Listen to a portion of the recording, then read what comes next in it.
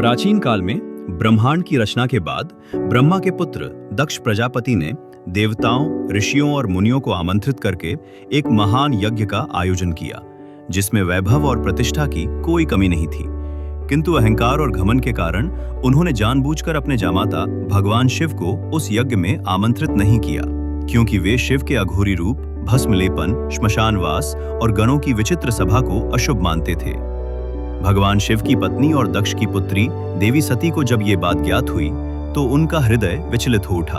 उन्होंने शिव से आग्रह किया कि वे उन्हें पिता के यज्ञ में जाने दें। शिव ने समझाया कि बिना बुलाए जाना अपमानजनक होगा, परंतु सती ने यह सोचकर जाने की ठानी कि वह पुत्री के नाते स्वेच्छा से यज्ञ में सम्मिलित हो सकती हैं। जब सती वहां पहुंची तो उन्होंने देखा कि शिव के लिए कोई आसन, कोई भाग, कोई सम्मान नहीं था, बल्कि वहां उनका उपहास किया जा रहा था और उनके प्रति कटु वचन बोले जा रहे थे और स्वयं दक्ष उन्हें तिरस्कार की दृष्टि से देख रहे थे। यह अपमान असहनीय था। व्यथित और क्रोधित सती ने उसी क्षण सभा के समक्ष ध्यानस्थ होकर योगाग्नि में अपने प्राण त्याग दिए। ये दृश्य देखकर यज्ञशाला में स्तब्धता छा गई। देवता भी भयभीत हो उठे। जब ये समाचार भगवान शिव तक पहुंचा तो उनके क्रोध का पारावार नहीं रहा। उनका तीसरा नेत्र जल उठा और उस प्रलयंकारी अग्नि से उत्पन्न हुआ एक परम योद्धा वीरभद्र। ये कोई सामान्य गण नहीं था, वो स्वयं भगवान शिव की ज्वालामयी छाया था, उनके क्रोध का सजीव स्वरूप।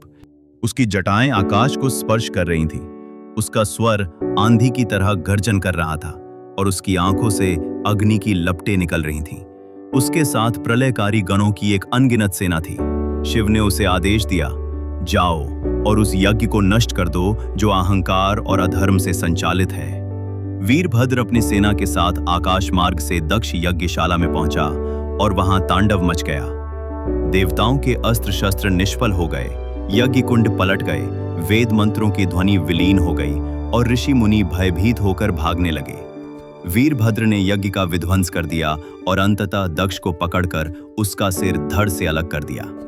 यह दृश्य देखकर संपूर्ण सृष्टि थर्रा उठी। आकाश और पाताल तक में भय की लहर फैल गई।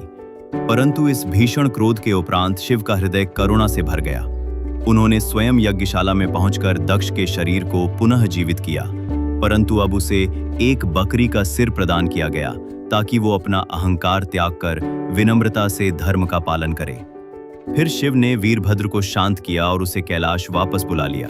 यह कथा आज भी उस समय की याद दिलाती है जब प्रेम और श्रद्धा का अपमान ब्रह्मांड के सबसे शांत भगवान को भी विनाश का रूप धारण करने पर विवश कर देता है।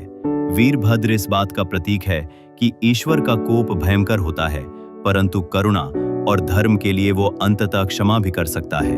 और यह कथा अनंत काल तक यह संदेश देती है कि जब तक संसार में धर्म है, अधर्म का अंत निश्चित है। अगर आपको हमारी ये छुपी हुई सनातन कथा पसंद आई हो तो लाइक करें, कमेंट में अपने विचार बताएं और ऐसी ही दुर्लभ हिंदू कथाओं के लिए सब्सक्राइब करें कर्मधार को, जहां हर कथा में छिपा है सनातन का अमूल्य सत्य।